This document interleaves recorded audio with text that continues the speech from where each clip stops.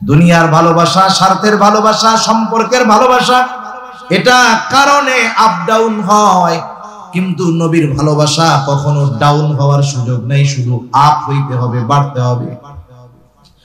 বাবার সাথে সন্তানের ভালোবাসা, সম্পর্কের ভালোবাসা, মায়ের সাথে মেয়ের ভালোবাসা, সম্পর্কের ভালোবাসা, স্বামীর সাথে স্ত্রীর ভালোবাসা, সম্পর্কের ভালোবাসা, ছেলের সাথে মেয়ের ভালোবাসা, এটা সম্পর্কের ভালোবাসা, ছেলের সাথে মায়ের ভালোবাসা, সম্পর্কের ভালোবাসা।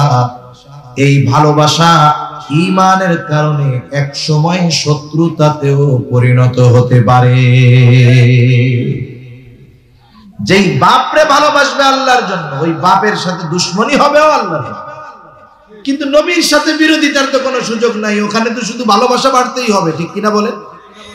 সাহাবায়ে কেরাম দেখায় গেছে, বাবার, মার, সন্তানের এসবের ভালোবাসার চাইতে নবীর ভালোবাসাকে তারা কত ঊর্ধ্বে রাখছে, সাহাবায়ে কেরাম দেখায় গেছে।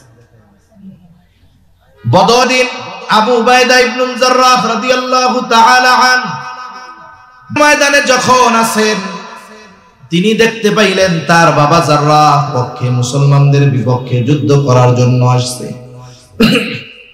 বাবাকে দেখার পর তিনি চিন্তা করলেন বাবার থেকে দূরে দূরে সরে থাকবো। এক বর্ণনায় আসছে তিনি বাবার থেকে সরে সরতেছেন ঠিক, কিন্তু বাবার দিকে খেয়াল রাখতেছেন বাবা কি করে। কারণ জাররাহ নবীর প্রতি সর্বোচ্চ বিদ্বেষ পোষণ করত। জাররাহ চিন্তা করছে দুনিয়া থেকে বিদায় করে দেওয়া যায় তাহলে তো সবই শেষ। এই বদ চিন্তা করে, কুচিন্তা করে সে বারবার নবীজির দিকে আক্রমণ করার চেষ্টা করতেছে। জাররাহ আবু উবাইদা খেয়াল করলেন, প্রথমবার গিয়ে প্রতিহত করলেন, আবার দূরে সরে যুদ্ধ করতেছে, কিন্তু খেয়াল করে যে বাপ জাররাহ কি করে। আবার খেয়াল করলেন যে জাররাহ নবীর দিকে আক্রমণ করার চেষ্টা করতেছে, আবার গিয়ে প্রতিহত করলেন, সরায়া দিলেন। এইবার আবার যুদ্ধ শুরু করছে, খেয়াল করতেছে বাবা কি করে।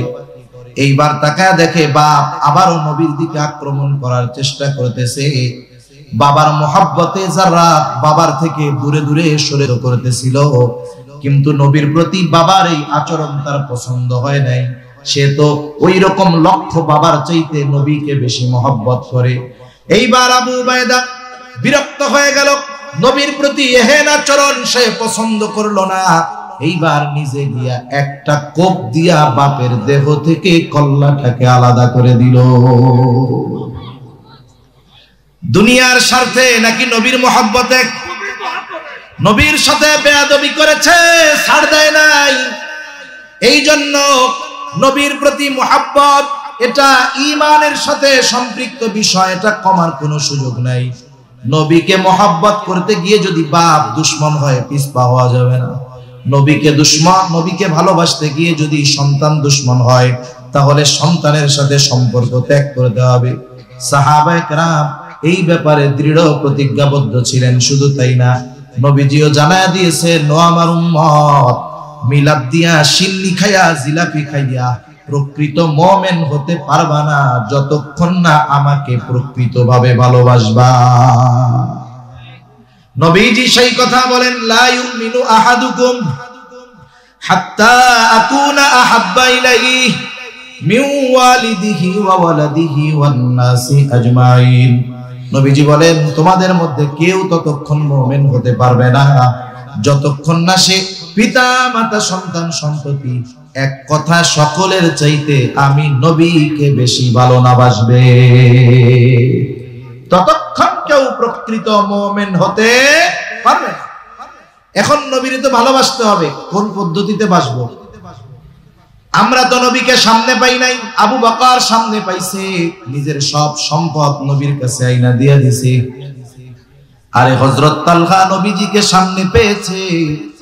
উহুদের ময়দানে নবী যখন গর্তের মধ্যে পড়ে গেছে, এদের তীর বর্ষা নবীজির মাথার উপর দিয়ে যায়। তালহা তো নবীজিকে সামনে পাইছে, নবীর মহব্বতে নিজের বুকটাকে নবীর জন্য ঢাল বানায় দিয়েছে। সুবহানাল্লাহ।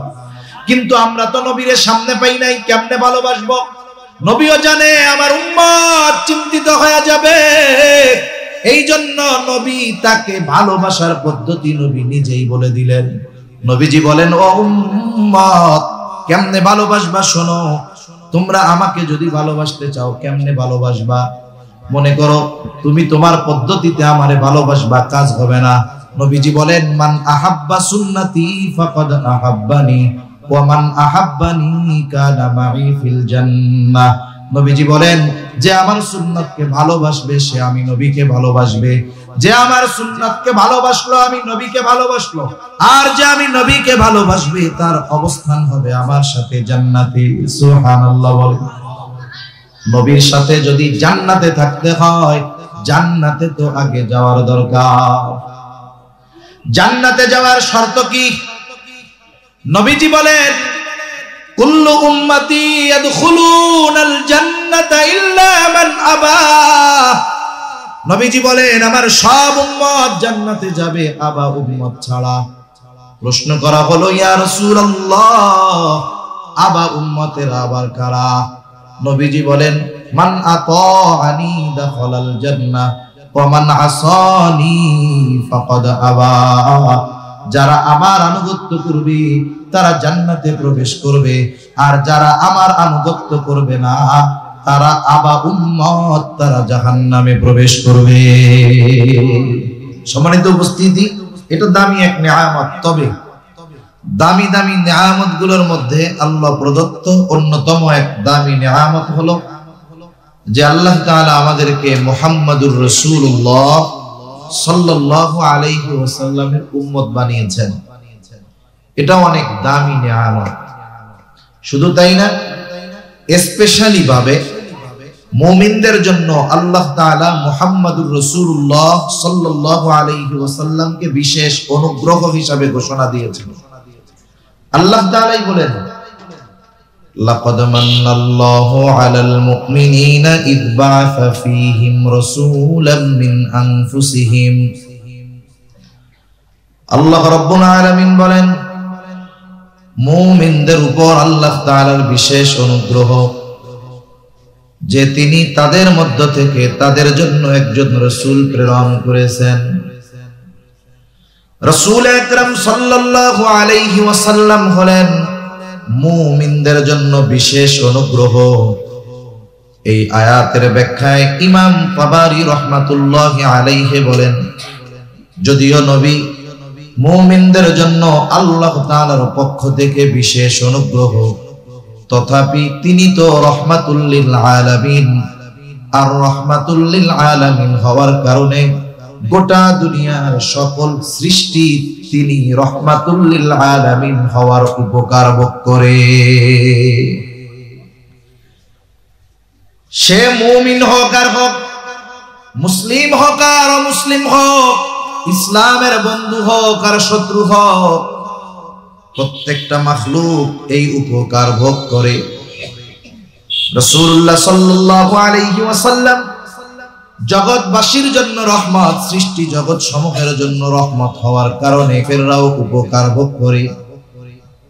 নবীজির পর থেকে নিয়ে কিয়ামত পর্যন্ত যত মানুষ আসবে, যত মানুষ এসেছে, যত মানুষ আছে, মুমিন হোক আর হোক, নবীজির উম্মত এরা সবাই, এ ব্যাপারে কোনো সন্দেহ নেই। কেউ হয় নবীজির উম্মত হওয়ার কারণে নবীজির আল্লাহ তাআলার কাছে দোয়া, নবীজি দোয়া করেছে, আল্লাহ আপনি আমার উম্মতের পাপের কারণে, পাপাচারের কারণে, অন্যায়ের কারণে, গুনাহের কারণে এদেরকে পূর্ববর্তী উম্মতদের মতো সমূলে নির্মূল করে দিবেন না। এই যে পাপ করার পরেও যে খাবার পাওয়া যায়, পাপ করার পরেও যে বেঁচে থাকা যায়, পাপ করার পরেও যে শাস্তি আসে না, এর অন্যতম কারণ হলো মুহাম্মাদুর রাসূলুল্লাহ সাল্লাল্লাহু আলাইহি ওয়াসাল্লাম। নবীজি মুমিনদের জন্য বিশেষ অনুগ্রহ, এই জন্য মুমিনদের প্রতি নবীজির স্পেশাল ভাবে দরদ ছিল। আবার দরদ সকল উম্মতের জন্য আছে। রাসূল আকরাম সাল্লাল্লাহু আলাইহি ওয়াসাল্লাম তার উম্মতদের জন্য দরদ, ভালোবাসা কেমন ছিল? আব্দুল্লাহ ইবনে আমর ইবনুল আস রাদিয়াল্লাহু তাআলা আনহু থেকে বর্ণিত, তিনি বলেন আন্নান নাবিয়্য সাল্লাল্লাহু আলাইহি ওয়াসাল্লাম তাআলা মা নাযালা ফি ইব্রাহিম আলাইহিস সালাম। রাসূল আকরাম সাল্লাল্লাহু আলাইহি ওয়াসাল্লাম তিলাওয়াত করলেন কওলাল্লাহি আযজা ওয়া জাল্লা ফি ইব্রাহিম আলাইহিস সালাম। আল্লাহ তাআলা যা ইব্রাহিম আলাইহিস সালাতু ওয়াস সালামের ব্যাপারে বলেছেন, কি বলেছেন আল্লাহ ইব্রাহিম আলাইহিস সালামের ব্যাপারে? কোরআনুল কারীমের সূরা ইব্রাহিম, এই সূরার মধ্যে হযরত ইব্রাহিম আলাইহিস সালাতু ওয়াস সালাম তার গুনাহগার উম্মতদের জন্য আল্লাহ তাআলার কাছে ক্ষমা চেয়ে দোয়া করেছে। ওই দোয়াটা আল্লাহ তাআলা কোরআনুল কারীমের মধ্যে নাজিল করেছে। ওই দোয়া নবীজি তিলাওয়াত করতেছেন। দোয়াটা হলো ইব্রাহিম আলাইহিস সালাম দোয়া করে, রব্বি ইন্নাহুন্না আযলালনা কাসীরাম মিনান নাস। ও আমার রব, এই প্রতিমাগুলো, এই মূর্তিগুলো অধিকাংশ মানুষকে পথচ্যুত করে ফেলছে, পথভ্রষ্ট বানায় ফেলছে। ফামান তাবিআনি ফাইন্নাহু মিন্নি, তবে এদের মধ্য থেকে যারা আমার অনুসরণ করেছে, আমার আনুগত্য করেছে, আমার কথা মেনে মূর্তি পূজা বাদ দিয়ে ঈমান এনেছে, ও আল্লাহ এরা তো আমার দলভুক্ত, কিন্তু সবাই তো আর আমার কথা শুনে ঈমান আনে নাই। যদিও ঈমান আনে নাই, তথাপি তো এরা আমারই উম্মত। ইব্রাহিম আলাইহিস সালাম এরপরে কেমন যেন বলে, আল্লাহ ওমান আসানি ফাইন্নাকা গফুরুর রহিম। আর যারা আমার আনুগত্য করে নাই, নবীজি ইব্রাহিম আলাইহিস সালাম কেমন যেন বলেন, ওরা তো আমারও উম্মত, আপনি তো গফুর, আপনি তো রহিম, আপনি তো অতিশয় ক্ষমাশীল, পরম দয়ালু, আপনি আমার গুনাহগার উম্মত গুলাকেও মাফ করে দেন। কেমন যেন গুনাহগার উম্মতের ব্যাপারেও আল্লাহ তাআলার কাছে ক্ষমা প্রার্থনা করতেছেন ইব্রাহিম আলাইহিস সালাম। প্রত্যেকটা নবী তার উম্মতকে ভালোবাসে। নবী তার উম্মতকে কত ভালোবাসে! আমার আপনার নবীও আমাকে আপনাকে বেশি ভালোবাসে। সুবহানাল্লাহ। কোনো সন্দেহ নাই, আমার আপনার নবী আমাকে আপনাকে আমার আপনার মা বাবার চাইতে বেশি ভালোবাসে। কোনো সন্দেহ নাই, নবীজি আমি আমাকে যত ভালোবাসি, আমার চাইতে আমাকে নবী বেশি ভালোবাসে। একটা মানুষ আপনাকে আমাকে ভালোবাসে, এর বাস্তবতা কখন উপলব্ধি হয় বলেন তো? একজন আপনাকে বলে আমি আপনারে জীবন দিয়া ভালোবাসি, কিন্তু আপনি মুসিবতে পড়েছেন, বিপদে পড়েছেন, সে সবার আগে দৌড়াইয়া পালাইছে। বিপদ যাওয়ার পর আবার আইসা হাজির, আইসা বলে আমি আপনারে খুব ভালোবাসি। কি বলবেন? এই সিটিংবাজি আমার সাথে আর করো না। তুমি যদি সত্যিই আমারে মহব্বত করতা, ওই বিপদের সময় তুমি সবচাইতে আগে আমার পক্ষে দাঁড়ায় যাইতে। ঠিক কিনা বলেন? দুনিয়ার মুসিবত, দুনিয়ার বিপদ, এটা কোনো বিপদ না, সামান্য বিষয়। সবচাইতে বড় মুসিবতে মানুষ পড়বে কিয়ামতের দিন। ওই কঠিন মুসিবতের দিন দুনিয়ায় মা যত ভালোবাসুক না কেন, বাবা যত মহব্বত করুক না কেন, ওই কঠিন মুসিবতের দিন বাবা তার সন্তানকে চিনবে না, মা তার সন্তানকে চিনবে না। আল্লাহ তাআলা বলেন, ইয়াউমা ইয়াফিরুল মারউ মিন আখিহি ওয়া উম্মিহি ওয়া আবিহি ওয়া সাহিবাতিহি ওয়া বানিহি লিকুল্লি ইমরিইন মিনহুম ইয়াউমাইযিন শা'নুন ইউগনি। আল্লাহ তাআলা বলেন, কিয়ামতের দিন ভাই ভাইয়ের থেকে পলায়ন করবে। ওয়া উম্মিহি ওয়া আবিহি, পিতা মাতার থেকে পলায়ন করবে। ওয়া সাহিবাতিহি ওয়া বানিহি, স্ত্রী সন্তানদের থেকে পলায়ন করবে। কেউ চাইবে না কারো সাথে হাসরের ময়দানে দেখা হয়ে যাক, বরং মানুষ এমনও বলবে, আল্লাহ আপনি দুনিয়ার সবাইকে জাহান্নামে দিয়ে হলেও আমাকে মাফ করে দেন, আমাকে জান্নাত দিয়ে দেন। ওই কঠিন মুসিবতের দিন সবাই নিজের চিন্তায় বিভোর থাকবে, অথচ এই কঠিন মুসিবতের দিন আমার আপনার নবীজিও চিন্তিত থাকবে, তবে নিজের জন্য নয়। নবীজি তার উম্মতের চিন্তায় বিভোর থাকবে, নবীজি উম্মতের চিন্তায় বিভোর থাকবে। একবার দৌড়ে চলে যাবে হাউজে কাউসারের কাছে। না জানি নবীর কোন উম্মত হাউজে কাউসারের পানি পান থেকে মাহরুম হয়ে যায়। আর একবার দৌড়ে চলে যাবে মিজানের কাছে। না জানি কোন উম্মত ওজনের পাল্লায় ধরা পড়ে যায়। আর একবার দৌড়ে চলে যাবেন নবী জাহান্নামের কাছে। না জানি তার কোন উম্মতকে জাহান্নামে দিয়ে দেওয়া হয়। আর একবার দৌড়ে সুপারিশের প্রয়োজন নবীজি চলে যাবেন আল্লাহর কুদরতি কদমে সিজদায় লুটায় পড়বেন। এক কথায় নবীজি চিন্তিত পেরেশান। শুধু তাই না, সব নবী জান্নাত অভিমুখে রওনা হয়ে যাবে। নবীজি হাসরের ময়দানে থাকবেন, জান্নাতের দরজা খোলা হবে না, জান্নাতের দরজা বন্ধ থাকবে। জিজ্ঞাসা করা হবে কি ব্যাপার, জান্নাতের দরজা খোলো না কেন? ফেরেশতারা জবাব দিবে, যিনি আসলে খোলা হবে তিনি আসেন নাই। কে তিনি? তিনি হলেন মুহাম্মাদুর রাসূলুল্লাহ সাল্লাল্লাহু আলাইহি ওয়াসাল্লাম। কোথায় তিনি? হাসরের ময়দানে অবস্থান করতেছে। যতক্ষণ না নবী তার প্রত্যেকটা উম্মত যার মধ্যে যারা পরিমাণ ঈমান হলেও আছে তার ব্যাপারে যতক্ষণ আল্লাহ তাআলার পক্ষ থেকে জান্নাতের নিশ্চয়তা, ক্ষমার নিশ্চয়তা না পাবে, ততক্ষণ আমার আপনার নবী নিজে জান্নাতে প্রবেশ করবে না।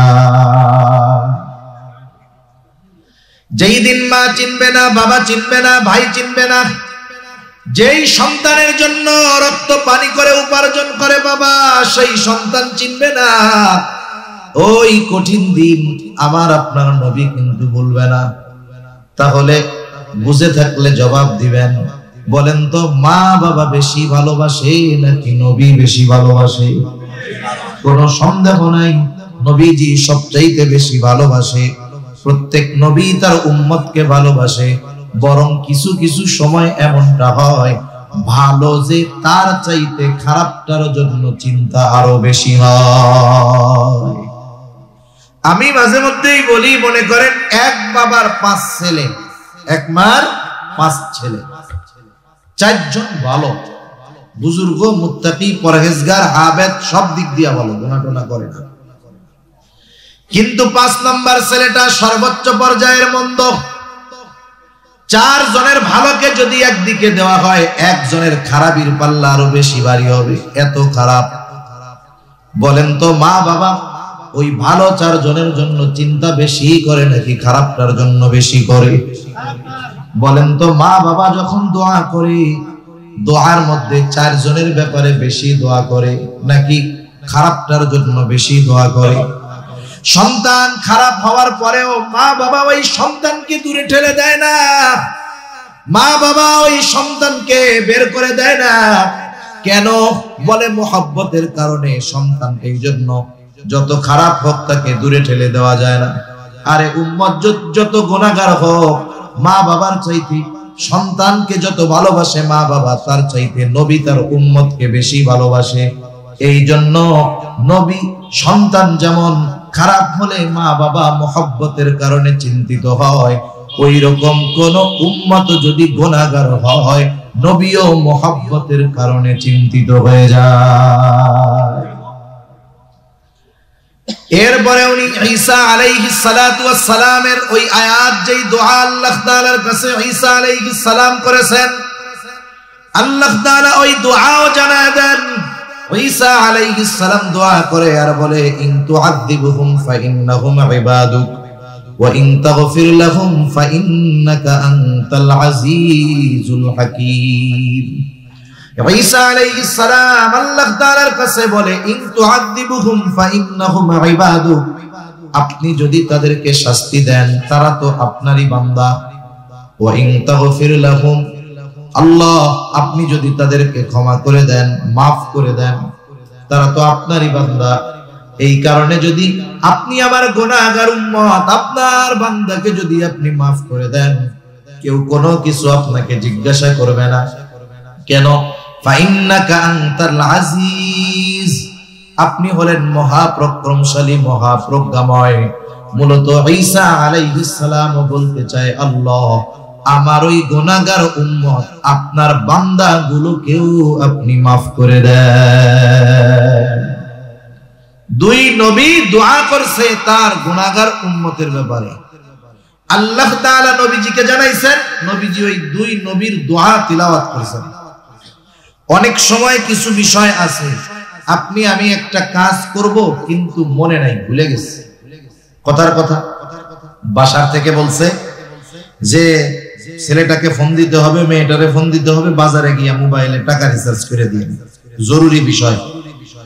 এখন আপনি বাজারে গিয়ে চা খাইতে বসছেন, এখন ভুলে গেছেন, মনে নাই আর। একটু পরে যে কোনো কারণে উঠছেন, সামনে টাকা রিচার্জের দোকান, অথবা আরেকজন বন্ধু আপনারে বলতেছে আমি একটু ওইদিকে যাই। কেন? বলে আমার টাকা রিচার্জ করতে হবে। এখন বলেন তো, যে ভুলে গেছিল তার মনে পড়ে যায় না? হ্যাঁ রে, আমারও তো করতে হবে, বাসার থেকে 2 ঘন্টা আগে বলে দিছে, আমি ভুলে গেছিলাম। নবীজি যখন দুই নবীর দোয়া তিলাওয়াত করলেন যা তারা উম্মতের ব্যাপারে করছে, এইবার নবীজির অন্তরে তার উম্মতের মহব্বতের ঢেউ জাগ্রত হয়ে গেছে। নবীজিও এইবার গুনাহগার উম্মতের জন্য দোয়া করে। বর্ণনাকারী বলতেছেন, ফারাফা ইয়াদাই ওয়া ক্বালা আল্লাহুম্মা উম্মতি উম্মতি ওয়া বাকা। নবীজি হাত দুটো উঁচু করলেন, হাত দুটো উঁচু করে বলতেছে, আল্লাহ আমার উম্মত, আমার উম্মত। সাথে সাথে ওজর ধারায় চোখ দিয়ে অশ্রু পড়তেছে, নবীজি কান্না করতেছে আর বলে আমার উম্মত, আমার উম্মত। আর কিছুই নবীজি বলেন না, যদিও বাক্য বলতেছে এতটুকু আমার উম্মত, কিন্তু মূলত নবীজি কি বলতে চায়, দুনিয়ার কেউ জানুক আর না জানুক, বুঝুক আর না বুঝুক, যিনি জানেন যিনি বোঝেন তিনি কে? আল্লাহ তাআলা সব জানেন বুঝেন। এরপরেও আল্লাহ তাআলা তার হাবিবের জবান দিয়ে শুনতে চায় কান্নার কারণটা কি।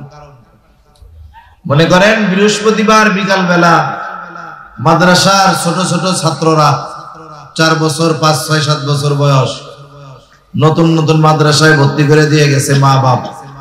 এতকাল মা বাবা হাতে তুইলা, কোলে তুইলা, গালে তুইলা খাওয়াইছে। এখন বৃহস্পতিবার বিকাল বেলায় মাদ্রাসা ছুটি হয়, ও তো জানে।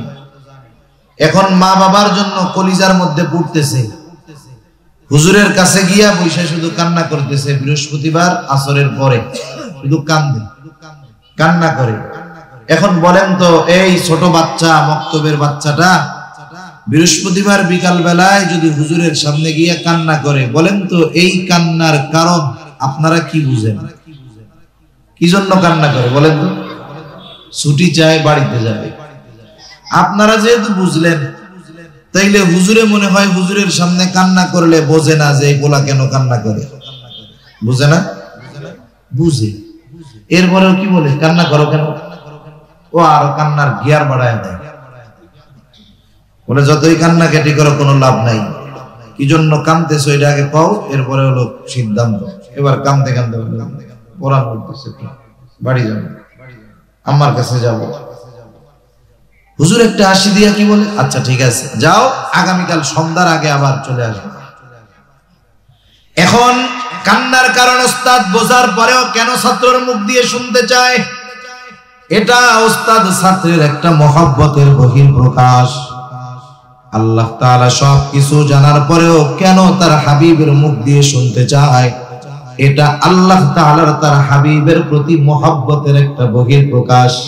হাবিব আপনার যা মন চায় বলেন, কারণ আল্লাহ তাআলা তো আমার আপনার নবীজিকে এমন ভালোবাসে যে আল্লাহ তাআলা কিছু কিছু ক্ষেত্রে এমন বিধান নাজিল করেন যেটা আমার আপনার নবীকে খুশি করার জন্য। সময় মনের তামান্না এটা। নবীজি নামাজে দাঁড়ায় গেলেন, নামাজের মধ্যে নবী বারবার আকাশের দিকে তাকায়।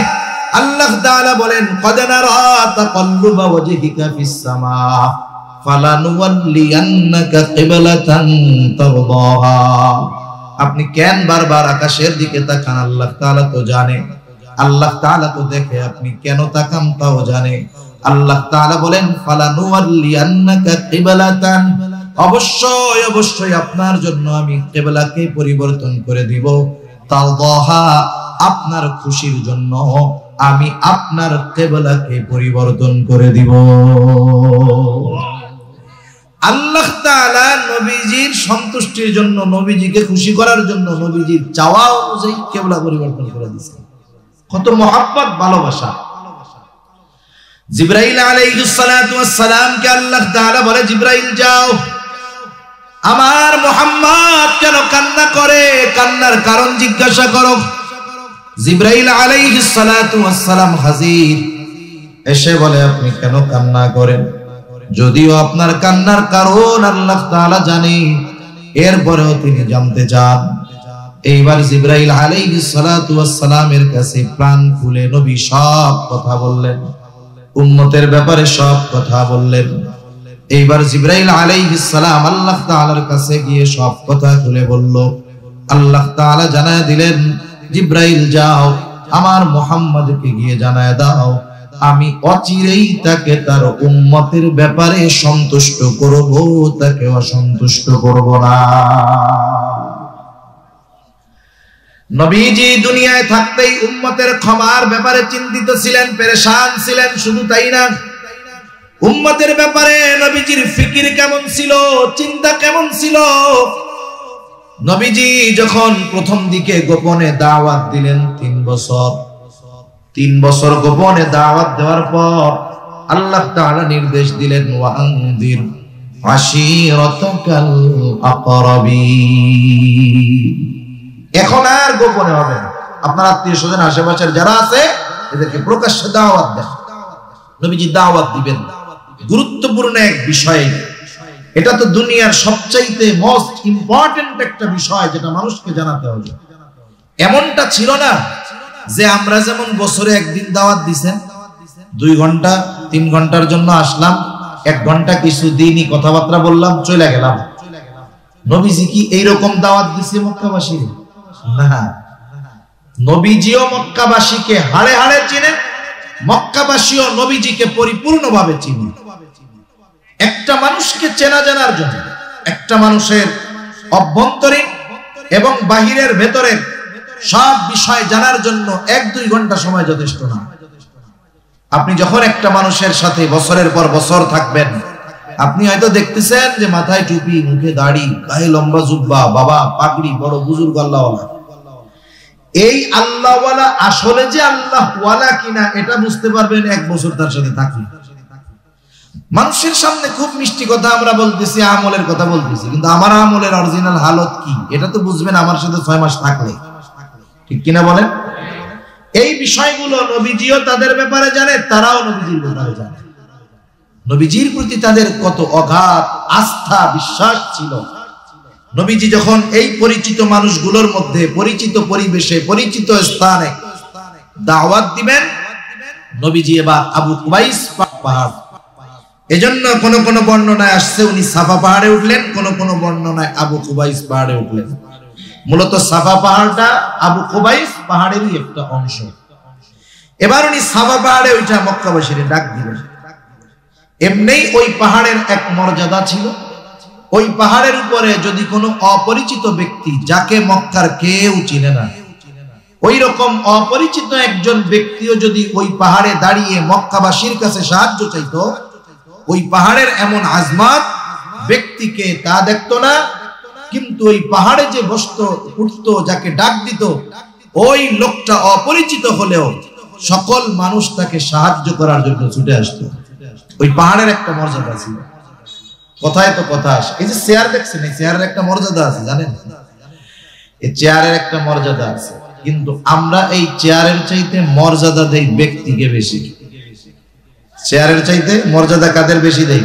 ব্যক্তিকে বেশি দেই। ব্যক্তি যদি ভাইরাল হয়, ব্যক্তি যদি সেলিব্রিটি হয়, আবার যদি ব্যক্তি এমন হয় যে এত না দিলে আসে না, এরকম যদি হয়, কমপক্ষে ওয়াজ না শুনলেও ওনারেও দেখতে মন চায় যে এমন হুজুর 1 ঘন্টা 1 লাখ টাকা লাগে, একটু চেহারাটা হলেও দেখে আসে। কিন্তু যদি আল্লাহ বুজুর্গানে দিন বয়ান করে, তখন ওটারে গোনে না। অথচ উচিত ছিল আমাদের এই চেয়ারের মর্যাদা দিয়ে, ওই মর্যাদা পাহাড়ের মর্যাদা দিয়ে অপরিচিত ব্যক্তির ডাকে তারা চলে আসতো। কিন্তু আমরা দ্বীনি বিষয়ে এই চেয়ারের মর্যাদা দিয়ে যদি একজন অপরিচিত মানুষ বসে, একজন আলেম বসে, স্থানীয় আলেম বসে, আমরা এই চেয়ারের মর্যাদা দিয়ে তার কথা শুনতে আসি না, চিন্তা করি ও তো আমগো দেশের লোক। ঠিক কিনা বলেন? আমাদের এলাকায় বলে বাড়ির গোশ ডালের সমান, বাড়ির গোশ ডাউলের সমান। আবার মাঝে মধ্যে একটু গল্প না করলেও তো হয় না, কথায় কথা মনে পড়ে গেল। কষ্ট হইতেছে না তো আপনাদের? এগুলো তো ওয়াজের অংশ না, তবে আপনাদের সাথে একটু আন্তরিকতা বাড়ানোর জন্য বলা। অনেক সময় অন্যের বাড়ির পিঠা মজা লাগে। অন্যের বাড়ির পিঠা কি লাগে? মজা লাগে। আমরা তো দেখছি চিটাগাঙে তো আল্লাহ তাআলা অনেক আছে। শাইখুল ইসলাম বয়ান করতেছে, আসরের পরে বয়ান করতেছে, লোকজন ৫-৭ জন ৮-১০ জন বসা। আব্দুল হালিম বুখারী রাহমাতুল্লাহি আলাইহি আসরের পরে বয়ান করতেছে। আফসোস লাগে কি আওয়াম নাইলে না বুঝে, ওই এলাকায় যিনি গেছেন পটিয়া মাদ্রাসার মুহতামিম আব্দুল হালিম বুখারী রাহমাতুল্লাহি আলাইহি, ওই এলাকার উলামায়ে কেরাম কোন জায়গায় ছিল, মসজিদের ইমাম মুয়াজ্জিনরা কোথায় ছিল, তারা আয়েশা জুড়া বসলে অত ১০০ জন লোক, এই লোকগুলাও আসে মনে করে আমাদেরই তো হুজুর। কি মনে করছে? আমাদেরই তো হুজুর। অথচ প্রত্যন্ত অঞ্চলে অনেক দূরে দূরে একটা দিনের জন্য ওনাদের পিছনে বছরের পর বছর ঘুরে পাওয়া যায় না। তা যাই হোক, অনেক সময় অন্যের বাড়ির পিঠা মজা লাগে, এটা ঠিক না। নিজের ঘরের স্ত্রী যদি রান্না করে খারাপ হইলেও মজা কইতে হয়, খারাপ হইলেও কি বলতে হয়? মজা বলতে হয় যে খুব মজা হয়েছে। মজা না হইলেও ফায়দা, হইলেও ফায়দা। মনে করেন একজন স্বামী বাসায় গেছে, এবার স্ত্রী মজার একটা খাবার এনে দিছে, পিঠা এনে দিছে, সে নিজেই রান্না করছে কিন্তু গোপন রাখছে। এখন স্বামীরে খাইতে দিছে, খাওয়া দাওয়ার পরে বলতেছে দিছে এটা কি? বলে এটা পিঠা। কে দিছে? এই তো পাশের বাসার থেকে একজন দিছে আর কি। খাওয়া দাওয়া শেষ, জিজ্ঞাসা করে কেমন হয়েছে? খুব মজা তো, ভাবির হাতের রান্না খুব মজা, পিঠাটা খুব স্বাদ হয়েছে। কে বলে সত্য কথা বলি? বলে হ্যাঁ বলো। বলে এই পিঠাটা তো আমি আপনার জন্য রান্না করছি। ভাই এই জন্যই তো বাসি বাসি গন্ধ। পিঠা যখন কইছে পাশের বাসার, ওনার খুব মজা লাগছে। যখন ওয়াইফ বলছে আমি রান্না করছি আপনার জন্য, তখন কি বলে এই যে গন্ধ গন্ধ কইতেছিল। তা উচিত কি স্ত্রী রান্না করছে, তরকারিতে লবণ কম, যত মশলা মশলা দিক না কেন, যদি লবণ না দেয় ওই তরকারির স্বাদ হবে? হবে না। আপনি খাইছেন, খাইলেন, এখন দেখলেন যে লবণ কম হয় নাই, আপনি লবণ নিলেন, খাইলেন, জিজ্ঞাসা করতে পারে বা আপনি বলতে পারেন খুব মজা হয়েছে তরকারিটা, আলহামদুলিল্লাহ। মহিলাদের অভ্যাস হইল স্বামী যদি প্রশংসা করে অধিকাংশ ক্ষেত্রে বিশ্বাস করে না। যখন আপনি বলবেন খুব মজা হয়েছে, আপনার কথা বিশ্বাস জীবনেও করবে না। সে নিজে আগে টেস্ট করে আবার দেখবে আসলে মজা হয়েছে কিনা। এইবার যদি দেখে যে মুখে নেওয়ার পরে লবণ হয় নাই, তাহলে তো স্বাদই হয় নাই, সে লজ্জিত হবে, সাথে সাথে আনন্দিত হবে যে স্বাদ না লাগার পরেও আমার স্বামী আমার সাথে একটু গরম কথা বলে নাই। আর যদি স্বাদ হয়, সে আনন্দিত হবে যে আলহামদুলিল্লাহ আমার স্বামী আমার প্রশংসা করছে। এই জন্য কাছের মানুষ, ঘরের মানুষ যারা, এদের কদর মূল্যায়ন করার দরকার। সে যেই হোক আর যাই হোক, ওলামায়ে কেরাম হলে তো আরো বেশি করার দরকার। ঠিক কিনা বলেন? ওই যে কথার থেকে গেলাম, আমরা চেয়ারের কদর করার যোগ্যতা অর্জন করব, আল্লাহ বুঝবার তৌফিক দান করুন। এই চেয়ারগুলো দামি চেয়ার, এগুলো নবীদের ওয়ারিসের চেয়ার। যেমন প্রত্যেকটা হাদিস যারা পড়ে, হাদিসের সনদের ধারাবাহিকতা আছে, চেয়ারগুলোরও এরকম ধারাবাহিকতা আছে। তা ওই আবু কুবাইস পাহাড়ের এক মর্যাদা, উপরে উঠে যদি কোনো ব্যক্তি কোনো কথা বলতো, অপরিচিত হলেও পাহাড়ের মর্যাদা দিয়ে তারা ওই ব্যক্তির কথা শুনবে। ওই পাহাড়ে উঠছে মুহাম্মাদুর রাসূলুল্লাহ সাল্লাল্লাহু আলাইহি ওয়াসাল্লাম। আজকে আর কেউ ঘরে নাই, একবারে সবাই চলে আসছে। মুহাম্মদ কি বলবে আমাদের? নবীজি জিজ্ঞাসা করতেছে, আমি যদি তোমাদেরকে বলি এই পাহাড়ের পেছন দিকে পাদদেশে একদল অশ্বারোহী সৈন্য আক্রমণ করার জন্য ওত পেতে আছে, তোমরা কি আমার কথা বিশ্বাস করবা নাকি? উপস্থিত সব মানুষ সমস্বরে বলল, কেন নয়, অবশ্যই তোমার কথা আমরা বিশ্বাস করি। কেন করি এই কারণটাও মক্কাবাসী বলেছে, হাদিসের মধ্যে আসছে, বিশ্বাস করি কারণ মুহাম্মদ ইতিপূর্বে তোমাকে কখনো আমরা মিথ্যাবাদী পাই না। নবীজির সত্যবাদিতার সাক্ষী মক্কার কাফেররা দিয়েছে। ওই নবীজি যখন চিরন্তন সত্য কথাগুলো তাদের সামনে তুলে ধরছে, কাফেররা এবার নবীজির এই কথাকে প্রত্যাখ্যান করছে। একটা জিনিস, দূরের একজন যদি আমার কোনো কথা অস্বীকার করে সাময়িক কষ্ট লাগতে পারে, কিন্তু আমার ঘরের আমার চেনা জানা যাদের সাথে যুগের পর যুগ অতিবাহিত হয়েছে, এই ধরনের মানুষ যদি আমার কোনো সত্য কথা অস্বীকার করে, বলেন কষ্ট লাগবে কি লাগবে না? অবশ্যই লাগবে। নবীজির কষ্ট পেয়েছেন, আহারে এই মানুষগুলোর সাথে আমার শৈশব কৈশোর যৌবন অতিবাহিত হয়েছে, অথচ এরা আমার এই সত্য কথাটাকে বিশ্বাস করতেছে না। নবীজি চিন্তিত হয়ে গেলেন, কষ্টে চিন্তায় খানা দানা বন্ধ হয়ে গেল। নবীজি পেরেশান, খানা দানা বন্ধ, অসুস্থ হয়ে গেছেন। অসুস্থতার মাত্রা এতটা বেশি ছিল, আল্লাহ রাব্বুল আলামিন আয়াত নাযিল করে বলেন, লাআল্লাকা বাখিউন নাফসাকা আল্লা ইয়াকুনু মুমিনিন। আল্লাহ রাব্বুল আলামিন বলেন, হাবিব, এরা ঈমান না আনার কারণে আপনি নিজেকে নিজে নিঃশেষ করে দিচ্ছেন, মৃত্যু মুখে ঠেলে দিচ্ছেন। তাহলে উম্মত ঈমান না আনার কারণে নবী কত চিন্তিত হতেন, কত পেরেশানি হতেন, আল্লাহ তাআলার এই কালাম দ্বারা এটা বোঝা যায়। শুধু তাই না, মুহাব্বতের মানুষের ব্যাপারেই তো চিন্তিত বেশি থাকে, যদিও সে মন্দ হয়। নবীজি উপমা দিতেন এইভাবে, তোমাদের মধ্যে আর আমার মধ্যে উপমা হলো ওই ব্যক্তির ন্যায় যে আগুন প্রজ্বলিত করেছে, আগুন জ্বালিয়েছে। এখন তো চতুর্দিকে প্রত্যন্ত অঞ্চলগুলোতেও ইলেকট্রিসিটি আছে। এক সময় কারেন্ট ছিল না, বিশেষ করে ফসলের সময়, ধানের সময় যদি কেউ আগুন জ্বালাইতো, কেউ যদি একটু আগুন প্রজ্বলিত করতো, চতুর্দিক থেকে পোকামাকড় এসে লাফায়া লাফায়া আগুনের মধ্যে পড়ে আত্মহুতি দিত। আগুন যিনি জ্বালিয়েছেন তিনি যদি হাত দিয়ে সরায়ও দিতেন, কাজ হইতো না, আরো জোর করে এসে আগুনের মধ্যে পড়তো। নবীজি বলেন, তোমাদের আর আমার মধ্যে উপমা হলো ওই ব্যক্তির ন্যায় যে আগুন প্রজ্বলিত করলো, চতুর্দিক থেকে পোকামাকড় এসে আগুনের মধ্যে পড়তে থাকলো, সে ঠেকায় পারে না। আমিও তোমাদেরকে জাহান্নামের দিক থেকে কোমর ধরে ধরে টেনে আনি, আর তোমরা শক্তি প্রয়োগ করে আমার থেকে ছুটে যাও। উম্মতের প্রতি কত দরদ থাকলে, কত মায়া থাকলে উম্মতের ব্যাপারে নবীজি এমন উপমা দিতে পারেন। শুধু তাই না, ওই উম্মতের ব্যাপারে নবীজির এত মায়া, এত মহব্বত, ভালোবাসা, যে ওই উম্মতের দ্বারা আঘাতপ্রাপ্ত হওয়ার পরেও নবীজি কখনো ওই উম্মতের জন্য বদদোয়া করেন না। যখন মক্কার মানুষ নবীজির কথাগুলো মানে না, নবী চলে গেলেন তায়েফ, যেখানে তার শৈশবের কিছু সময় অতিবাহিত হয়েছে। হযরত যায়েদ রাদিয়াল্লাহু তাআলা আনহুকে নিয়ে চলে গেলেন তায়েফ।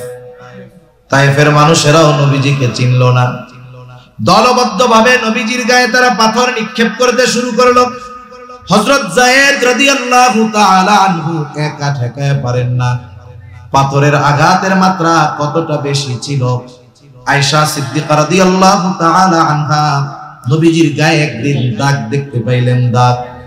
আয়েশা সিদ্দিকা রাদিয়াল্লাহু তাআলা আনহা বলে, ইয়া রাসূলুল্লাহ, আপনার পিঠে এইগুলো কিসের দাগ? আপনার কি কখনো বসন্ত হয়েছিল নাকি? নবীজি বলে, না আয়েশা, আমার কখনো বসন্ত হয় নাই। তাইলে এই দাগগুলো কিসের? নবীজি বলে, আয়েশা, আমি যখন তায়েফে দ্বীনের দাওয়াত দিতে গিয়েছিলাম, ওই তায়েফের মানুষ আমাকে যে পাথর নিক্ষেপ করেছিল, তাদের নিক্ষিপ্ত পাথরের আঘাতের দাগ এইগুলো। এর মানে বোঝা যায় নবীজিকে পাথর মারছে বড় বড় না ছোট? বড় পাথর। শুধু বড় পাথর, পাথরগুলো চোখা ধারালো ছিল, যার কারণে আঘাত লাগছে, গায়ে গর্ত হয়ে গেছে, রক্ত প্রবাহিত হচ্ছে। নবীজির গা দিয়ে এই ধারালো পাথরের আঘাতে এত পরিমাণ রক্ত পড়েছে, পুরা গা জামা রক্তাক্ত হয়ে গেছে, রক্তে ভিজে গেছে। গা বেয়ে বেয়ে রক্ত পড়ে জুতার মধ্যে ঢুকে গেছে, রক্ত শুকায়া পা জুতার সাথে আটকে গেছে। স্বাভাবিক আমরা যারা রক্ত দান করেছি 100 গ্রাম 150 গ্রাম 200 গ্রাম রক্ত নেওয়ার পরে অনেকে 2 ঘন্টা উঠতে পারে না। নবীজির গা রক্ত প্রবাহিত হয়েছে, নবীজি পড়ে যাইতেন, আবার উঠতেন, দাঁড়াইতেন, দাঁড়ায় বলতেন বলো লা ইলাহা ইল্লাল্লাহ তুফলিহু। ও তায়েববাসী বলো লা ইলাহা ইল্লাল্লাহ তুফলিহু, সফল কাম হয়ে যাইবা, সফল হয়ে যাইবা। এইভাবে দিনভর দাওয়াত দিলেন নবী। রক্তাক্ত দেহ, প্রচুর পরিমাণ রক্ত প্রবাহিত হয়েছে, বের হয়েছে। দুর্বল নবী বিকাল বেলায় একটা আঙ্গুর বাগানের পাশে গিয়ে একটু বিশ্রাম নিচ্ছেন, আরাম করতেছেন। দুর্বল দেহ, জিবরাইল আলাইহিস সালাতু ওয়াস সালাম হাজির, এসে বলে ইয়া রাসূলুল্লাহ, এই কওম আপনার সাথে কেমন আচরণ করছে আল্লাহ তাআলা সব দেখছে। আজকে আমি একা আসি নাই, আমার সাথে আরেকজনকে পাঠানো হয়েছে, যেই ফেরেশতা ইতিপূর্বে কখনো আপনার নিকটে আসে নাই। নবীজি বলেন ওই ফেরেশতা আমার কাছে আসলো, আমাকে সালাম দিল।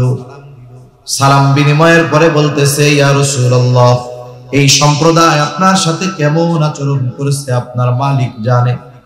তিনি আমাকে আপনার নির্দেশ পালন করার জন্য পাঠিয়েছেন। আপনি যা আদেশ করবেন তা বাস্তবে পরিণত করার নির্দেশ আল্লাহ তাআলা আমাকে দিয়েছেন। ইয়া রাসূলুল্লাহ, আপনি যদি নির্দেশ দেন এই অবাধ্য তায়েফবাসীকে 2 দিকের পাহাড় দিয়ে, 2 পাহাড় দিয়ে এমন ভাবে পিষে দেওয়া হবে যে তায়েফবাসী পুরা অস্তিত্বহীন হয়ে যাবে। আমারে তো আল্লাহ পাঠাইছে আপনার অর্ডার মানতে, খালি অর্ডার দেন, দেখেন কি করি, একবারে নিশ্চিন্ন হয়ে যাবে। আমরা কতটা প্রতিশোধ পরায়ণ। 20 বছর আগে যদি কারো সাথে কোনো দ্বন্দ্ব থাকে, কেউ যদি আমাকে একটা কথা বলে থাকে, কেউ যদি আমাকে আঘাত করে থাকে, 20 বছর পরে যদি আমি কোনো পাওয়ার পাই, ক্ষমতা পাই, আমি চিন্তা করি যেই আঙ্গুল দিয়ে 20 বছর আগে আমার দিকে ধমক তুলছে ওই আঙ্গুলই আমি ভেঙে দেব। এরকম আল্লাহর বান্দা নাই তো?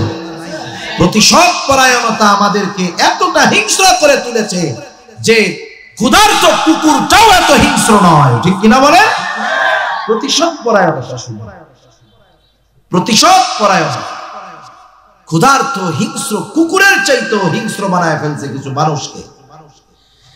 নবীজি কেমন ক্ষমা পরায়ণ ছিলেন নবী। ফেরেশতা যখন বলতেছে বলেন 2 দিকের পাহাড় দিয়ে এদেরকে পিষে দেই, নবীজি আরাম করতেছিলেন, এবার একটু উঠে বসলেন। আমার আপনার নবী এমনটা বলেন নাই, হালকা একটু দিয়া সাইজ করে দেন যাতে ভয় সঞ্চয় হয় অন্তরের মধ্যে। বরং নবীজি তখন বলতেছেন বাল আরজু আন ইয়াখরুজাল্লাহু মিন আসলাবিহিম মান ইয়াবুদুল্লাহা ওয়াহদাহু ওয়া লা ইউশরিকু বিহি শাইআ। কেমন যেন নবীজি বলতেছেন, আপনি তো বলতেছেন অর্ডার দেন, 2 পাহাড় দিয়ে এদেরকে পিষে নিশ্চিহ্ন করে দেই, কিন্তু আমি তো এই মানুষগুলোর ব্যাপারে আল্লাহ তাআলার কাছে এই ব্যাপারে আশাবাদী যে আল্লাহ তাআলা এদের মধ্য থেকে এমন এক প্রজন্ম বের করবে, এমন এক কওম বের করবে, এমন এক সম্প্রদায় বের করবে যারা এক আল্লাহর ইবাদত করবে, তার সাথে কারো শরীক করবে না।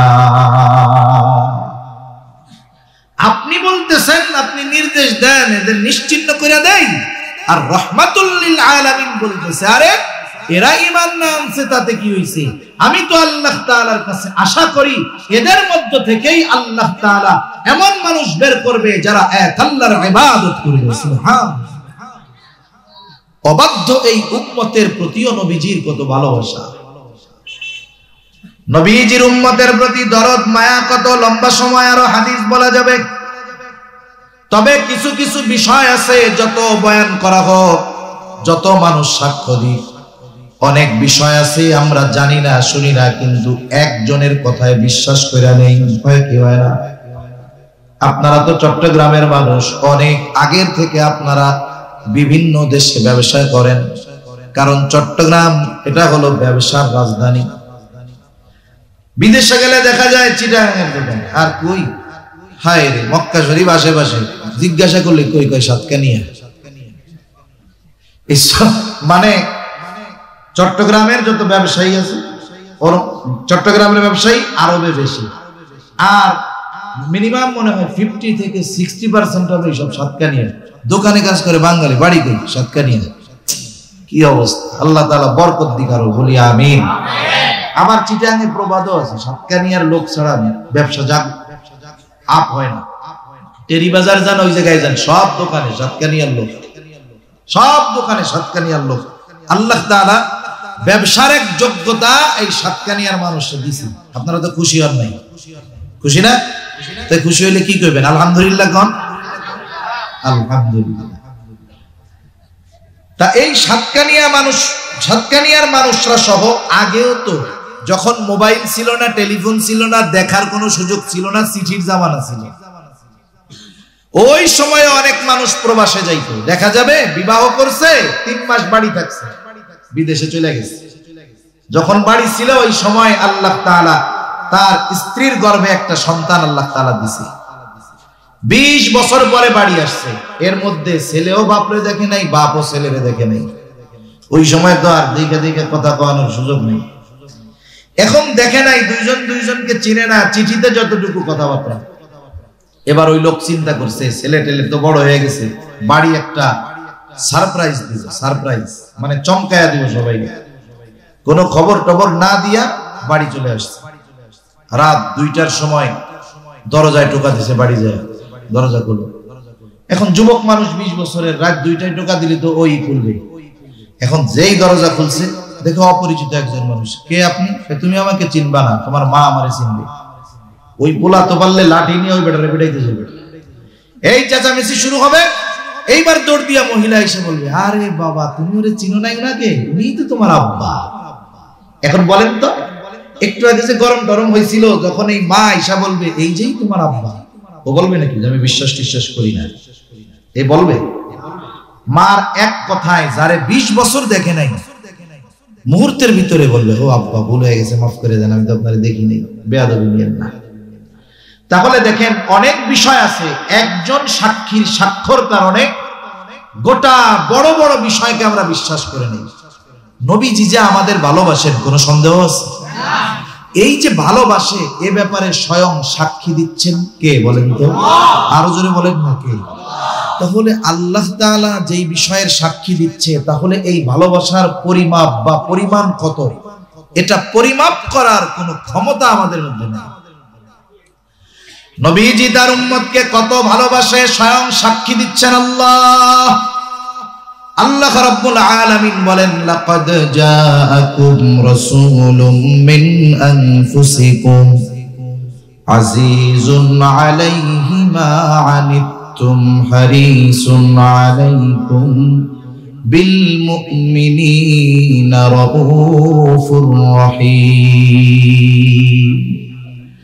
আল্লাহ রাব্বুল আলামিন বলেন, লাকাদ জাআকুম রাসূলুম মিন আনফুসিকুম, তোমাদের মধ্য থেকে তোমাদের জন্য এমন একজন রাসূলের আগমন ঘটেছে, যিনি হলেন আজিজুন আলাইহি মা আনিতুম। সোজা কথায় শব্দে কেমনে বুঝাই? তিনি হলেন সমব্যথী। তার মানে যেই বিষয়টা তোমাদের জন্য কষ্টের, সেটা ওই রাসূলকেও কষ্ট দেয়। সুবহানাল্লাহ। এখন প্রশ্ন হতে পারে, আমি যেইটাই কষ্ট পাই, নবী সেইটাই কষ্ট পায় কেমনে? একটা উদাহরণ দিলে বুঝতে সহজ হবে। মনে করেন এক লোকের 3 বছরের একটা ছেলে, 3 বছরের সন্তান। সন্তানের বয়স যখন একেবারে ছোট থাকে, 1-1.5-2 মাস বয়স, তখন এক ধরনের মায়া। যখন বাপ বাপ বইলা ডাকে, তখন আরেক মায়া। আব্বু আব্বু ডাকে, পিছে পিছে দৌড় দিয়া যখন আসে, তখন কিন্তু আরেক মায়া, আরেক মহব্বত। এই 3 বছরের ছোট্ট বাচ্চাটা হঠাৎ করে অসুস্থ হয়ে গেছে, জ্বরাক্রান্ত হয়ে গেছে। গভীর রাত, প্রচন্ড জ্বর, কেমন যেন তাপে তার কপালটা ফেটে যাচ্ছে। বাচ্চাটা কষ্টে যন্ত্রণায় কান্না করতেছে। বলেন তো, ওই মুহূর্তে ওই বাচ্চার সামনে তার মা বাবা, আমার তো দিল বলে ওই বাচ্চা অসুস্থতায় যত কষ্ট পায়, ওই অসুস্থ সন্তানের কষ্ট দেখে মা বাবা তার চাইতে আরো বেশি কষ্ট পায়। অনেক মা বাবা হয়তো আল্লাহ তাআলার কাছে মনে মনে বলে, আল্লাহ আমরা নাইলে পাপ করেছি, গুনাহ করেছি, কিন্তু এই মাসুম বাচ্চাটা তো কোনো পাপ করে নাই। আয় আল্লাহ, আপনি প্রয়োজনে তার অসুস্থতাটা আমাকে দিয়ে আপনি এই মাসুম বাচ্চাটারে সুস্থ করে দেন। দেখেন তো সন্তানের কষ্ট অনুভব করে মা বাবা কেন? কারণ সন্তানের প্রতি মা বাবার ভালোবাসা থাকার কারণে। উম্মতের কষ্ট নবীজি কেন অনুভব করেন? নবীজির অন্তরে উম্মতের মুহাব্বত ভালোবাসা থাকার কারণে। এই জন্য আল্লাহ তাআলা বলেন, এমন এক হাবিব, এমন এক রাসূল তোমাদের মধ্য থেকে তোমাদের জন্য আসছে, তোমাদেরকে যেটা কষ্ট দেয় সেটা তার জন্য কষ্টের কারণ হয়ে যায়। এই জন্য সাহাবায়ে কেরাম যখন নবীজির কাছে কোনো কষ্টের কথা বলতেন, নবীজির এক্সপ্রেশন অবস্থাটা এমন হইতো, ওই সাহাবীর পূর্ণ কষ্টটা কেমন যেন নবী নিজেও অনুভব করতেছে। এজন্যই তো সাহাবায়ে কেরাম নবীজির জন্য ফেদা ছিল, জীবন দিয়ে দিতে তারা সবসময় তৈরি ছিল। একথাই আল্লাহ তাআলা বলেন, তিনি হলেন তোমাদের জন্য সমব্যথী, যেই বিষয় তোমাদের জন্য কষ্টের সেটা তার জন্য কষ্টের। এরপরে আল্লাহ তাআলা বলেন, তিনি হলেন হারিস, হারিসুন আলাইকুম, তোমাদের জন্য সর্বোচ্চ কল্যাণকামী। নবীজি উম্মতের জন্য সর্বোচ্চ কল্যাণকামী নবী। নবী একদিন সাহাবায়ে কেরামকে নিয়ে পথ চলতেছেন। উম্মতের ব্যাপারে নবী চাইতেন উম্মত দ্বীনের পথে চলে আসুক। নবীজি একদিন পথ চলেন, নবী বলতেছে হঠাৎ করে আমার ভাইদেরকে দেখতে মন চায়। সাহাবায়ে কেরাম জিজ্ঞাসা করে, ইয়া রাসূলুল্লাহ, আমরা কি আপনার ভাই নই? নবীজি বলেন, শোনো, তোমরা আমার সাথী, তোমরা আমার সাহাবী, তাহলে আপনার ভাই কারা? নবীজি বলেন, আমার পরে আমাকে না দেখে যারা আমার উপরে ঈমান আনবে তারা হলো আমার ভাই।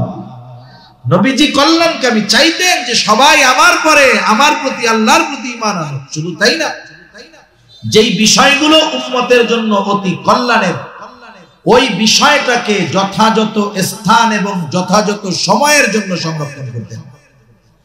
নবীজি বলেন, প্রত্যেকটা নবীকে এক একটা স্পেশাল দোয়া করার সুযোগ দেওয়া হয়েছে, যেই দোয়াটা আল্লাহ তাআলা তার উম্মতের ব্যাপারে কবুল করার প্রতিশ্রুতি দিয়েছেন নগদে। নবীজি বলেন, সব নবী তাদের সেই দোয়াটা দুনিয়ায় করে ফেলছে, আমি ওই দোয়াটাকে সংরক্ষণ করে রাখছি। কিয়ামতের দিন ওই দোয়াটাকে আমি আমার উম্মতের সুপারিশ হিসাবে করব, যেটা মিস হবেই না, কারণ এই দোয়া কবুলের নিশ্চয়তা আল্লাহ তাআলা দিয়ে রাখছেন। এজন্য নবীজি হলেন উম্মতের জন্য সর্বোচ্চ কল্যাণকামী। এরপরে আল্লাহ তাআলা স্পেশাল ভাবে মুমিনদের জন্য নবী কেমন? আল্লাহ তাআলা বলেন, বিল মুমিনিনা রাউফুর রহিম, মুমিনদের জন্য নবী হলেন রাউফ, নবী হলেন রহিম। আপনারা জেনে থাকবেন আল্লাহ তাআলার কিছু গুণবাচক নাম আছে, এই নামগুলোর মধ্যে অন্যতম দুইটা নাম হলো রাউফুর রহিম। আল্লাহ রাউফুর রহিম, আল্লাহ তাআলা রাউফুর রহিম। অথচ এই দুইটা শব্দ নবীজি উম্মতের প্রতি কেমন সদয় দয়ালু। আল্লাহ তাআলা বলেন অতিশয় সদয়, অতিশয় দয়ালু। এই গুণটা কার বলেন? একটু জোরে বলেন, কার? আল্লাহ তাআলা। নবীজি মুমিনদের প্রতি কেমন সদয় আর মুমিনদের জন্য কেমন রহমশীল, এ কথা আমাদের বোঝানোর জন্য আল্লাহ তাআলা এমন দুইটা শব্দ নবীজির শানে ব্যবহার করেছেন যা দুনিয়ার কোন মাখলুকের সাথে সম্পৃক্ত করা বৈধ নয়। নিজের সাথের শব্দ। কেউ যদি বলে অমুক পীর সাহেব রাউফুর রহিম, শিরক হবে। কি হবে বলেন? শিরক হবে। অথচ নবীজি তার উম্মতের প্রতি কেমন সদয়, কেমন রহমদিল, এটা বোঝানোর জন্য আল্লাহ তাআলা নিজে তার নবীকে বলতেছে। কি বলতেছে? বিল মুমিনিনা রাউফুর রহিম। এই নবী হলেন মুমিনদের জন্য অতি সদয় পরম দয়ালু। তাহলে উম্মতের প্রতি নবীজি কেমন সদয়, কেমন রহমদিল, আল্লাহ তাআলার এই কথার দ্বারা স্পষ্টভাবে বোঝা যায়। এখন স্বাভাবিক যৌক্তিকতা, স্বাভাবিক জ্ঞান কি বলে, স্বাভাবিক সেন্স কি বলে? যেই ব্যক্তি আমাকে আমার জন্য সর্বোচ্চ ত্যাগ স্বীকার করবে, আমাকে সর্বোচ্চ ভালোবাসবে, আমিও তার জন্য জীবন দিয়ে তাকে ভালোবাসবো, এটা বলে হলো স্বাভাবিক নলেজ, এটাই বলে। এখন বলেন তো, যেহেতু নবী আমাদের সর্বোচ্চ ভালোবাসে, তার ভালোবাসার পরিধি উম্মতের ব্যাপারে এত বেশি, ওই ভালোবাসার ব্যাপারে স্বয়ং সাক্ষ্য দিয়েছেন আল্লাহ। যেই নবী এত আমাদের ভালোবাসে, বলেন তো সেই নবীর প্রতি আমাদের সর্বোচ্চ ভালোবাসা থাকার দরকার আছে না নাই? সর্বোচ্চ পরিমাণ ভালোবাসা নবীজির প্রতি আমাদের থাকতে হবে। নবীর প্রতি উম্মতের ভালোবাসা, উম্মতের প্রতি নবীর ভালোবাসা, আর নবীর প্রতি উম্মতের ভালোবাসা, এটা হলো ঈমান সম্পৃক্ত বিষয়। আমরা যে নবীকে ভালোবাসবো এটা সম্পর্কের কারণে না, স্বার্থের কারণে না। এই ভালোবাসা ঈমানের সাথে জড়িত, ঈমানের সাথে। সেজন্য এই ভালোবাসাটা হতে হবে সর্বোচ্চ। এই জন্য নবীর প্রতি যার ভালোবাসা যত বাড়ে, তার ঈমানের পাওয়ার তত বাড়ে।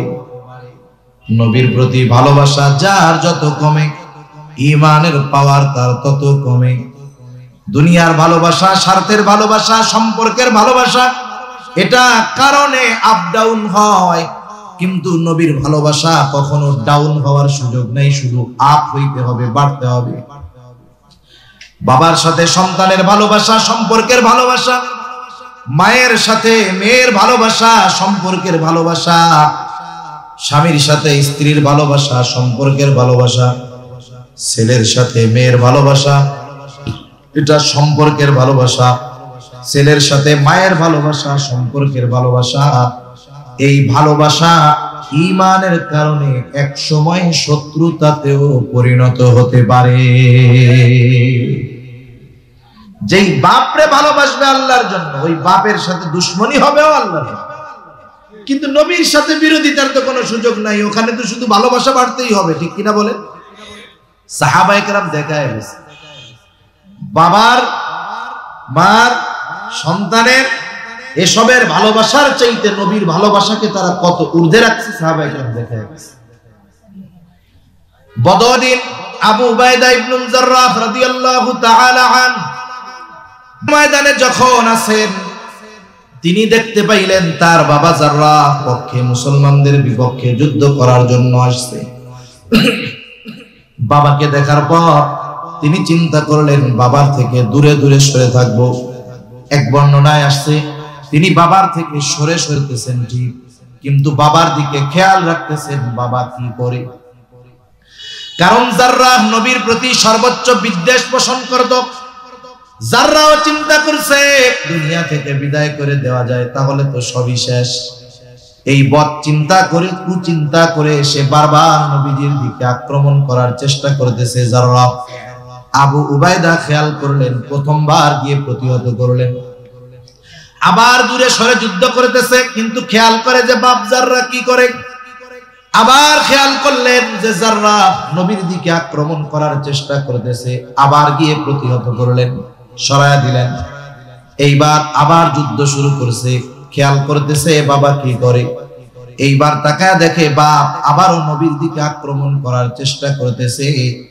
বাবার মহব্বতে জাররাহ বাবার থেকে দূরে দূরে সরে করতেছিল, কিন্তু নবীর প্রতি বাবার এই আচরণ তার পছন্দ হয় নাই।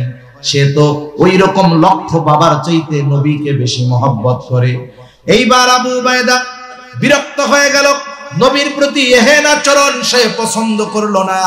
এইবার নিজে গিয়া একটা কোপ দিয়া বাপের দেহ থেকে কল্লাটাকে আলাদা করে দিল। দুনিয়ার স্বার্থে নাকি নবীর মহব্বতে? নবীর সাথে বেয়াদবি করেছে, ছাড় দেয় নাই। এই জন্য নবীর প্রতি মহব্বত এটা ঈমানের সাথে সম্পৃক্ত বিষয়, এটা কমার কোনো সুযোগ নাই।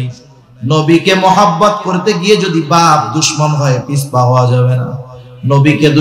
নবীকে ভালোবাসতে গিয়ে যদি সন্তান দুশ্মন হয় তাহলে সন্তানের সাথে সম্পর্ক ত্যাগ করতে হবে। সাহাবায়ে কেরাম এই ব্যাপারে দৃঢ় প্রতিজ্ঞাবদ্ধ ছিলেন। শুধু তাই না, নবীজিও জানায়া দিয়েছেন, ও আমার উম্মত, মিলাদ দিয়া সিন্নি খাইয়া জিলাপি খাইয়া প্রকৃত মুমিন হতে পারবা না যতক্ষণ না আমাকে প্রকৃতভাবে ভালোবাসবা। নবীজি সেই কথা বলেন, লা ইউমিনু আহাদুকুম হাত্তা আকুনা আহাব্বা ইলাইহি মিন ওয়ালিদিহি ওয়া ওয়ালাদিহি ওয়ান নাসি আজমাইন। নবীজি বলেন, তোমাদের মধ্যে কেউ ততক্ষণ মুমিন হতে পারবে না যতক্ষণ না সে পিতা মাতা সন্তান সন্ততি এক কথা সকলের চাইতে আমি নবীকে বেশি ভালো না বাসবে, ততক্ষণ কেউ প্রকৃত মুমিন হতে পারবে না। এখন নবীরে তো ভালোবাসতে হবে, কোন পদ্ধতিতে বাসবো? আমরা তো নবীকে সামনে পাই নাই। আবু বকর সামনে পাইছে, নিজের সব সম্পদ নবীর কাছে আইনা দিয়ে দিছে। আরে হযরত তালহা নবীজিকে সামনে পেয়েছে। উহুদের ময়দানে নবী যখন গর্তের মধ্যে পড়ে গেছে, এদের তীর বর্ষা নবীজির মাথার উপর দিয়ে যায়। তালহা তো নবীজিকে সামনে পাইছে, নবীর মহব্বতে নিজের বুকটাকে নবীর জন্য ঢাল বানায় দিয়েছে। সুবহানাল্লাহ। কিন্তু আমরা তো নবীর সামনে পাই নাই, কেমনে ভালোবাসবো? নবীও জানে আমার উম্মত চিন্তিত হয়ে যাবে, এই জন্য নবী তাকে ভালোবাসার পদ্ধতি নবী নিজেই বলে দিলেন। নবীজি বলেন, ও উম্মত, কেমনে ভালোবাসবা শোনো। তোমরা আমাকে যদি ভালোবাসতে চাও কেমনে ভালোবাসবা? মনে করো তুমি তোমার পদ্ধতিতে আমারে ভালোবাসবা, কাজ হবে না। নবীজি বলেন, মান আহাব্বা সুন্নতি ফাকাদ আহাব্বানি ওয়া মান আহাব্বানি কানা মাই ফিল জান্নাহ। নবীজি বলেন, যে আমার সুন্নাতকে ভালোবাসবে সে আমি নবীকে ভালোবাসবে, যে আমার সুন্নাতকে ভালোবাসলো আমি নবীকে ভালোবাসলো, আর যে আমি নবীকে ভালোবাসবে তার অবস্থান হবে আমার সাথে জান্নাতে। সুবহানাল্লাহ বলেন। নবীর সাথে যদি জান্নাতে থাকতে হয়, জান্নাতে তো আগে যাওয়ার দরকার। জান্নাতে যাওয়ার শর্ত কি? নবীজি বলেন, কুল্লু উম্মতি ইয়াদখুলুনাল জান্নাতা ইল্লা মান আবা। নবীজি বলেন, আমার সব উম্মত জান্নাতে যাবে, আবা উম্মত ছাড়া। প্রশ্ন করা হলো, ইয়া রাসূলুল্লাহ, আবা উম্মতের আবার কারা? নবীজি বলেন, মান আতাআনি দাখালাল জান্নাহ ওয়া মান আসানি ফাকাদ আবা।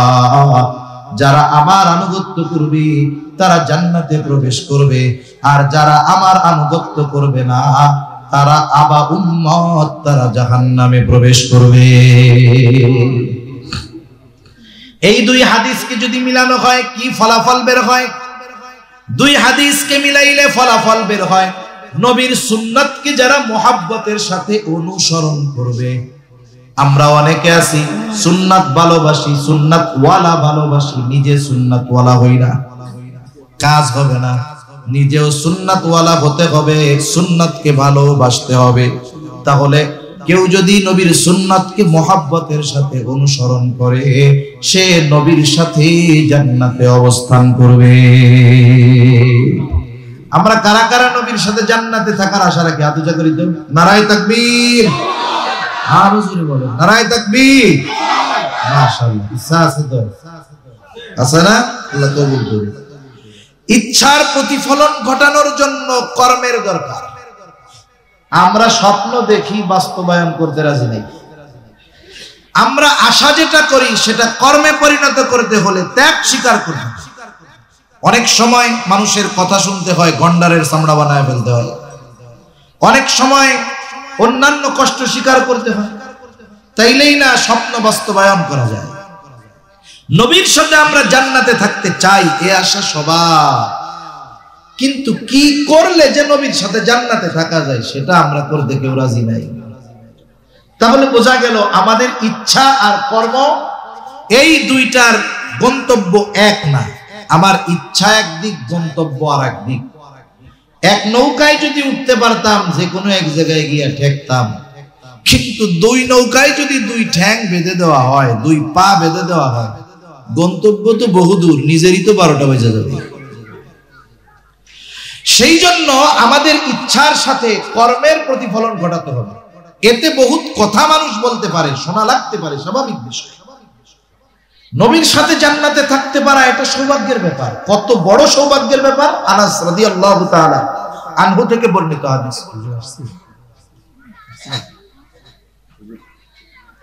আনাস রাদিয়াল্লাহু তাআলা আনহু থেকে বর্ণিত হাদিস,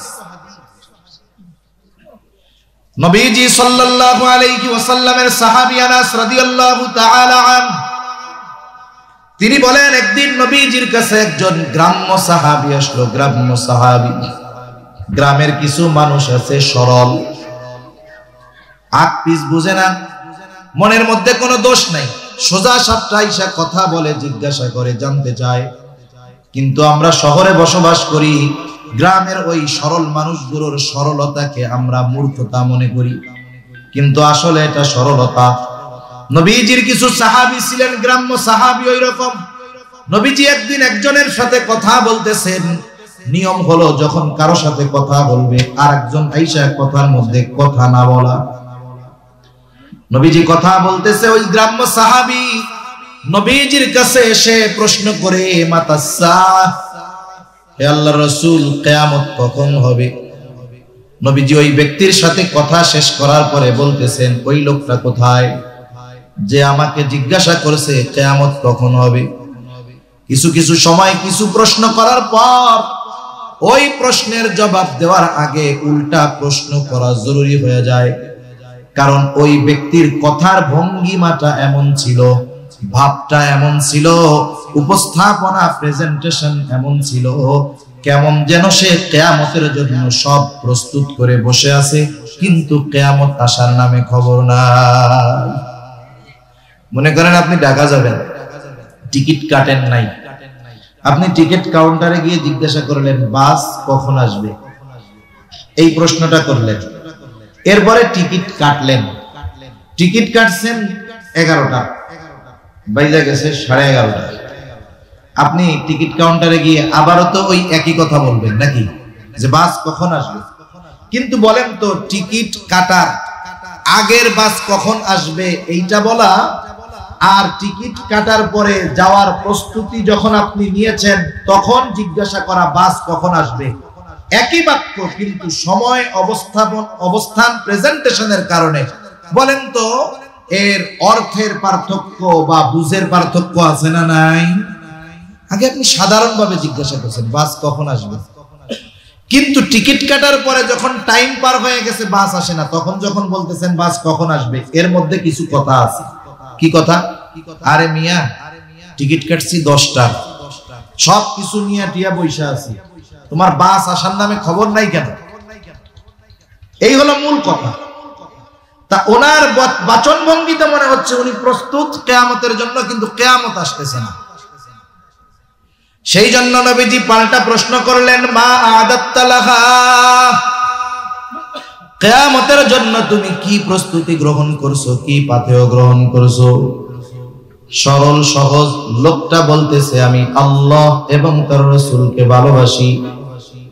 নবীজিও এই লোকের কথার জবাবে সুন্দরভাবে জবাব দিয়ে বললেন, আল মারউ মা'a মান আহাব্বা, যে যাকে ভালোবাসে তার সাথে অবস্থান করবে।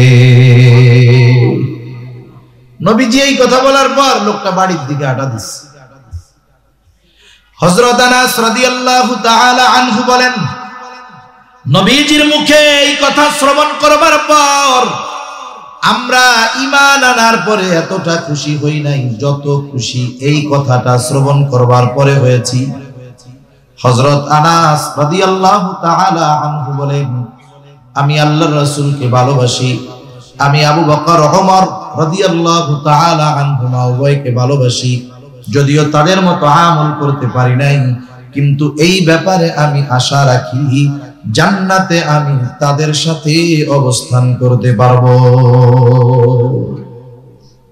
দুনিয়ার মানুষ দুনিয়ার একজন সম্মানিত ব্যক্তির সাথে সময় কাটানোর জন্য একটু পাশে বসার জন্য, পাশে থাকার জন্য কত মেহনত করে, কত চেষ্টা করে, কত ব্যয় করে। অথচ দেখেন নবীর সাথে জান্নাতে থাকার সুযোগ হয়ে যাবে যদি নবীর সুন্নাতকে মহব্বতের সাথে অনুসরণ করা যায়। এর চাইতে সৌভাগ্যের খবর আর কিছু সাহাবায়ে কেরাম মনে করেন না। ঈমান আনার পরে এই কথাটাকেই তারা সবচাইতে আনন্দের কথা বলে মনে করে। দেখেন ওই সুন্নাত অনুসরণের মাধ্যমে ওই সৌভাগ্যময় বিষয়টাও আমরা অর্জন করতে পারি। পারি কি পারি না? কিন্তু আফসোসের ব্যাপার হলো আমরা নবীকে ভালোবাসতে রাজি আছি, সুন্নাতকে ভালোবাসতে রাজি আছি, সুন্নাতের ধারক বাহক হইতে আমরা রাজি নাই। এই জন্য যখন আমাদেরকে সুন্নাতের কথা বলা হয়, সুন্নাতের উপরে চলার কথা বলতে হয়, বলা হয়, তখন আমাদের উল্টা পাল্টা শুরু হয়ে যায়। কিন্তু একটা জিনিস মনে রাখার দরকার, আল্লাহ রাব্বুল আলামিন জানায় দেন নবীকে নবীর সুন্নাত অনুসরণ করার মাধ্যমে আল্লাহর ভালোবাসাও পাওয়া যায়। দুনিয়াতে এমন একজন মাখলুক পাওয়া যাবে না যে আল্লাহকে চিনে, সে বলবে যে আমার আল্লাহর ভালোবাসার দরকার নাই। প্রত্যেকেই আল্লাহ তাআলাকে ভালোবাসতে চায়, কিন্তু কেমনে ভালোবাসবে? আল্লাহ রাব্বুল আলামিন জানায় দেন কেমনে ভালোবাসবা, আমাকে শুইনা নাও। আল্লাহ তাআলা বলে, ও পয়গম্বর, আপনার উম্মত আমার বান্দা আমাকে ভালোবাসতে চায়, আমি কি করলে ভালোবাসা পাবো আপনি একটু তাদের বইলা দেন। আল্লাহ তাআলা বলেন, হাবিব আপনি বলেন, কুল ইন কুনতুম তুহিব্বুনাল্লাহ। হাবিব আপনি বলেন, তোমরা যদি আল্লাহ তাআলাকে ভালোবাসতে চাও। নবীজি প্রশ্ন করবেন, তোমরা যদি আল্লাহরে ভালোবাসতে চাও। এখন আমিও আপনাদেরকে প্রশ্ন করি, আমরা কাকে, কারা কারা আল্লাহকে ভালোবাসতে চাই? আরো জোরে হাত উঁচা করেন, নারায়ে তাকবীর। আমরা সবাই আল্লাহকে ভালোবাসতে চাই, মুখ আর অন্তরকে মিলাতে হবে, নেফাকির কোনো সুযোগ নাই।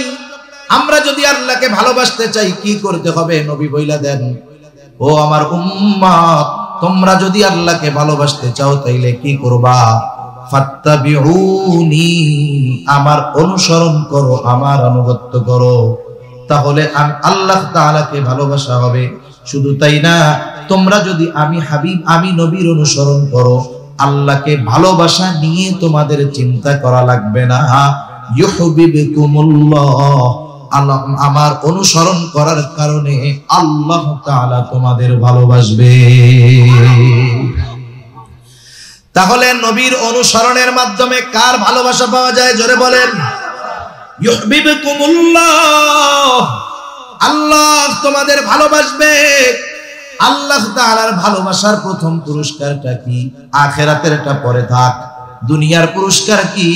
আল্লাহ তাআলা বলেন, ওয়া ইয়াগফির লাকুম যুনুবাকুম, ভালোবাসার প্রথম নিদর্শন হিসাবে আল্লাহ তাআলা তোমাদের গুনাহগুলো ক্ষমা করে দিবে।